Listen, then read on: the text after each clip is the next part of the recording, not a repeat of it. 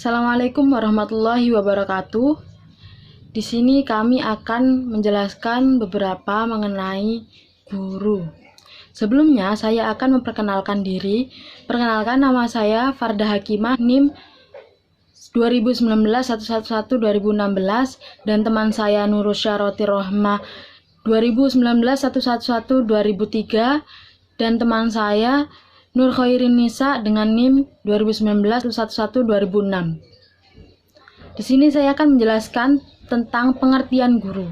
Secara umum, guru dapat diartikan sebagai pendidik dan pengajar pada pendidikan anak usia dini, jalur sekolah atau pendidikan formal, pendidikan dasar, dan pendidikan menengah.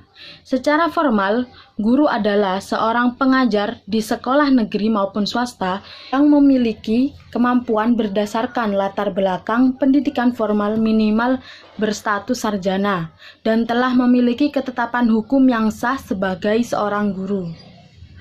Selanjutnya, berdasarkan undang-undang, guru di Indonesia dapat dibedakan menjadi dua, yaitu yang pertama guru tetap, yang kedua guru honorer. Guru tetap adalah guru yang telah memiliki status minimal sebagai calon pegawai negeri sipil dan telah ditugaskan di sekolah tertentu sebagai instansi induknya. Jika selaku guru di sekolah swasta, guru tersebut dinyatakan sebagai guru tetap jika telah memiliki kewenangan khusus yang tetap untuk mengajar di suatu yayasan tertentu yang telah diakreditasi oleh pihak yang berwenang di pemerintah Indonesia. Guru honorer. Guru honorer biasanya disebut dengan guru tidak tetap, belum berstatus minimal sebagai calon pegawai negeri sipil dan digaji di bawah upah minimum atau UMR. Seringkali mereka digaji di bawah gaji minimum yang telah ditetapkan undang-undang secara resmi. Secara kasat mata, mereka sering tampak tidak jauh berbeda dengan guru tetap, bahkan mengenakan seragam pegawai negeri sipil layaknya seorang guru tetap. Selanjutnya adalah tugas-tugas guru. Nah, tugas utama dari guru itu adalah sebagai berikut. Yang pertama, guru sebagai pendidik. Guru adalah pendidik yang menjadi tokoh, panutan, dan identifikasi bagi para peserta didik dan juga lingkungannya. Oleh sebab itu, guru itu harus mempunyai standar kualitas pribadi tertentu yang mencakup tanggung jawab, wibawa, mandiri, dan juga disiplin. Nah, agar tugas guru sebagai pendidik ini dapat dilaksanakan dengan baik, maka guru itu harus memahami tentang konsep mendidik. Nah, konsep mendidik yang dimaksud itu adalah mendidik tingkah laku peserta didik dari yang tidak baik menjadi baik. Yang kedua adalah tugas guru sebagai pembimbing. Tugas guru sebagai pembimbing diibaratkan sebagai pembimbing dalam suatu perjalanan yang didasarkan dengan pengetahuan dan juga pengalaman yang bertanggung jawab. Sebagai pembimbing, guru harus menentukan tujuan secara jelas, menetapkan waktu perjalanan, menetapkan jalan yang harus ditempuh, menggunakan petunjuk perjalanan, serta menilai kelancaran sesuai dengan kebutuhan dan juga kemampuan dari peserta didik. Sebagai pembimbing, semua kegiatan yang dilakukan oleh guru harus didasarkan dengan kerjasama antara guru dan juga peserta didik. Guru memiliki hak dan juga tanggung jawab dalam setiap perjalanan yang direncanakan maupun yang dilaksanakan.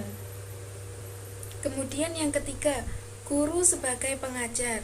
Di dalam tugasnya, guru membantu peserta didik yang sedang berkembang untuk mempelajari sesuatu yang belum diketahuinya, membentuk kompetensi dan memahami materi standar yang dipelajari. Guru sebagai pengajar harus terus mengikuti perkembangan teknologi, sehingga apa yang disampaikan kepada peserta didik merupakan hal-hal yang update dan tidak ketinggalan zaman. Yang keempat, guru sebagai pelatih. Proses pendidikan dan pembelajaran memerlukan pelatihan keterampilan, baik secara intelektual maupun secara motorik, sehingga guru dituntut untuk bertindak sebagai pelatih yang bertugas melatih peserta didik dan membentuk kompetensi dasar sesuai dengan potensi masing-masing dari peserta didik. Pelatihan yang dilakukan itu juga harus mempertimbangkan perbedaan individu peserta didik dan juga lingkungannya. Yang kelima adalah guru sebagai penilai. Menilai atau penilai adalah proses pembuatan pertimbangan berdasarkan informasi yang tersedia dan mengarah pada pengambilan keputusan. Tidak ada pembelajaran tanpa penilaian. Maka, tugas guru di sini dituntut untuk menilai dan mengevaluasi proses pembelajaran serta kualitas dari hasil belajar peserta didik untuk menentukan apakah tujuan pembelajaran itu sudah terlaksana dengan baik atau tidak. Yang terakhir adalah guru sebagai pengarah. Guru adalah seorang pengarah bagi para peserta didik, bahkan bagi para orang tuanya.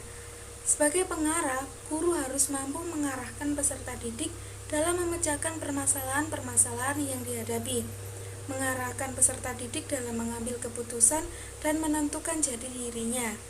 Guru juga dituntut untuk mengarahkan peserta didik dalam mengembangkan potensi yang ada pada dirinya, sehingga peserta didik dapat membangun karakter yang baik bagi dirinya dan juga bagi kehidupan di masyarakat. Nah, tugas-tugas guru tersebut bertujuan agar para peserta didik menjadi individu yang berkualitas baik secara intelektual maupun secara akhlaknya. 2006. Di sini saya akan menjelaskan tentang fungsi guru. Guru sendiri merupakan kunci utama dalam pendidikan, sehingga guru harus menjalankan fungsinya dengan baik dan benar agar pembelajaran dapat berjalan dengan semestinya dan mencapai tujuan yang diharapkan. Terdapat 3 fungsi yang harus dijalankan oleh guru. Fungsi pertama ada fungsi instruksional, yaitu berkaitan dengan peran guru sebagai pengajar. Sebagai pengajar, apa saja sih yang bisa dilakukan oleh guru? Yaitu guru harus bisa menyampaikan materi dan menerangkan dengan jelas kepada murid dan juga memahamkan ya. Setelah penyampaian materi ini, guru memberikan tugas dan memeriksanya sebagai hasil evaluasi dari pembelajaran. Apakah sudah difahami atau belum oleh murid? Nah, fungsi instruksional ini biasanya diutamakan oleh masyarakat sebagai syarat menjadi guru. Jika sudah memenuhi fungsi instruksional ini, masyarakat menganggap bahwa dia sudah menjadi guru. Selanjutnya, ada fungsi edukasional, yaitu guru bukan hanya mengajar, tetapi juga mendidik. Mendidik agar siswanya menjadi manusia yang dewasa. Karena hakikat dari pendidikan sendiri adalah proses mendewasakan manusia. Jika manusia sudah dewasa, maka suatu proses pendidikan itu bisa dikatakan berhasil. Lalu yang terakhir adalah fungsi manajerial, yaitu guru harus memiliki standar kualitas pribadi tertentu, misalnya tanggung jawab, wibawa, dan mandiri. Fungsi guru sebagai manajer sendiri adalah merencanakan tujuan belajar ke depannya, mengorganisasikan sebagai sumber belajar untuk mewujudkan tujuan belajar, memimpin, dan memotivasi siswanya. Dan yang terakhir adalah mengawasi apakah pembelajaran sudah berjalan dengan semestinya ataukah belum, atau masih dibutuhkan revisi ulang dan perencanaan untuk menggapai tujuan lagi.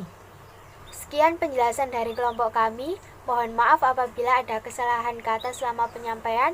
Semoga bermanfaat bagi saya dan kita semua. Saya akhiri. Wassalamualaikum warahmatullahi wabarakatuh.